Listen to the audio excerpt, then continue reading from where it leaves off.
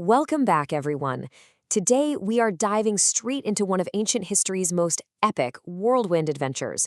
We're going to trace the footsteps of a young king who literally conquered the known world and explore the massive, lasting cultural shockwave his conquests left behind. So think about the responsibilities you might have right now. Pretty manageable, right? Well, picture this. Alexander was only 20 years old when he took the throne of Macedon. Just 20. His dad, King Philip II, had completely transformed their military. But after Philip was suddenly assassinated, it was entirely up to this 20-year-old kid to secure his kingdom and take on the most powerful empire on earth. No pressure, right? Okay, let's look at our roadmap for this explainer. We're going to cover the rise of Alexander, how the empire breaks up, the Hellenistic kingdoms, the Hellenistic exchange, and then finish up with a quick knowledge check. Starting off with Section 1, the rise of Alexander. Right before his death, Alexander's father planned this massive war of vengeance against the Persian Empire, and Alexander did not hesitate to carry it out. Just look at this timeline. The pace of his conquests was absolutely blistering. He takes the throne in 336 BCE. By 333, he's already crushing the massive Persian forces of King Darius III at the Battle of Issus. Jump to 330 BCE, and the literal jewel of the Persian Empire, Persepolis, is burned to the ground. And he just kept going, pushing his exhausted army all the way into Central Asia and the Indus River Valley in modern-day Pakistan. Finally, his soldiers were just done. They refused to go any further. So he turned back and then suddenly died in Babylon in 323 BCE. He was only 33, yet he had built one of the largest empires the world had ever seen. Let's rewind for just a second, though, to that major event in 330 BCE, the destruction of Persepolis. This is honestly one of history's great mysteries. Why on earth would Alexander burn down the most beautiful city in the Persian Empire after he had already conquered it? Well, the ancient historian Diodorus of Sicily claims it was basically a wildly out-of-control frat party. According to his account, a Greek woman named Thais encouraged the drunken, victorious soldiers to just grab torches and set the royal palace on fire in a fit of violent madness. But hold on, because the plot thickens. Another ancient historian, Arrian of Nicomedia, tells a totally different story. Arrian doesn't mention a drunken party, and Thais isn't in his account at all. Instead, he claims the burning of Persepolis was this very calculated, intentional act of military revenge for when the Persians had invaded Greece and burned Athens 150 years earlier. Which brings us to a really fascinating question for you to consider. Why do you think these ancient accounts of the burning of Persepolis differ so wildly? You see, when we study history, we aren't just memorizing names and dates. We actually have to act like detectives. We have to evaluate our evidence. Who's writing the story? When did they write it? Did they have an agenda? Was it just a drunken accident or a cold, calculated political statement? As historians, it's our job to weigh these different perspectives.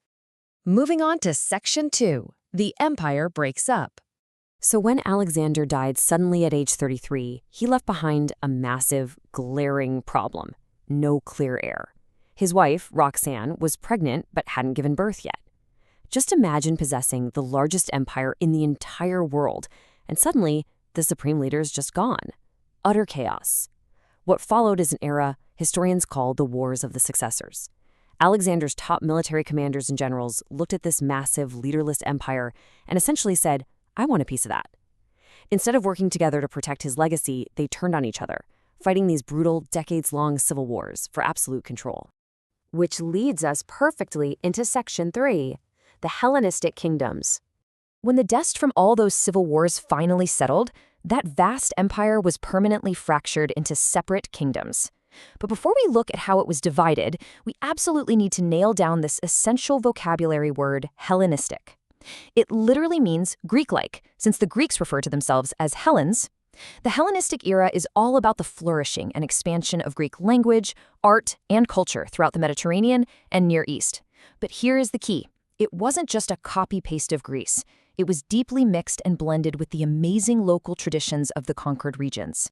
You can see exactly how the empire was carved up right here. 3 of Alexander's top generals established these massive dynasties. Ptolemy took Egypt, and his descendants actually ruled as Egyptian pharaohs. Seleucus took the vast bulk of the former Persian Empire, which was an enormous region, and he actively honored local gods to keep the peace. And finally, Antigonus took control of Macedon and Greece, holding on to Alexander's traditional homeland. All right, Section 4, the Hellenistic exchange. While the political boundaries of Alexander's empire definitely didn't last, his cultural impact absolutely did. That is his true legacy. The shifting borders of generals and kings, that was secondary to the incredibly vibrant cultural exchange happening on the ground level among everyday people. Alexander and his successors founded dozens of brand new cities across the empire, places like Alexandria in Egypt or Iconium, way over in modern-day Afghanistan. And to make Greek colonists and soldiers feel right at home in these distant lands, they built these cities with traditional Greek features. We're talking grand temples to Greek gods, massive stone theaters for entertainment, bustling agoras or marketplaces, and gymnasia for exercise and education. But remember that word, Hellenistic. It means a blend, and you can clearly see this dynamic at play. On one hand, you've got Greek language, bureaucrats running the government, and all that classic Greek architecture. But on the other hand, it's merging directly with indigenous religious practices, ancient art styles, and deeply rooted local traditions. It wasn't about one culture completely wiping out another. It was a total mashup that created something entirely new and unique. So the crucial takeaway here is how these cultures syncretized or merged together in daily life. A perfect concrete example of this is religion. In these new Hellenistic cities, Greek citizens who previously only worshipped gods like Zeus or Athena actually started worshipping indigenous gods too. They began to actively worship the Egyptian goddess Isis and the Persian sun god Mithras. They believed these local gods could offer them personal happiness and eternal life, which just goes to show how deeply their worldviews were blending together. Okay, time for Section 5, our knowledge check. We've covered a lot of ground today, from rapid military conquests to the blending of ancient religions. Let's see if we can apply this big concept of the Hellenistic exchange to a real piece of historical evidence. Take a really close look at the details of this Greco-Bactrian coin. Archaeologists actually found this in a breakaway state near the Indus River in modern-day India and Pakistan. On one side, it features an image of a Greek goddess and uses Greek letters. But on the flip side, it features a humped Indian bull, which is a local symbol, and it uses Kharosthi scripts, an Indo-Persian language. So, thinking about everything we just talked about, here's your challenge. How does this specific Greco-Bactrian coin serve as evidence of the Hellenistic exchange? Take a second to mentally connect the physical features of this little coin to the overarching theme of today's explainer. Do you have your answer? What's really amazing here is just how simple the proof is.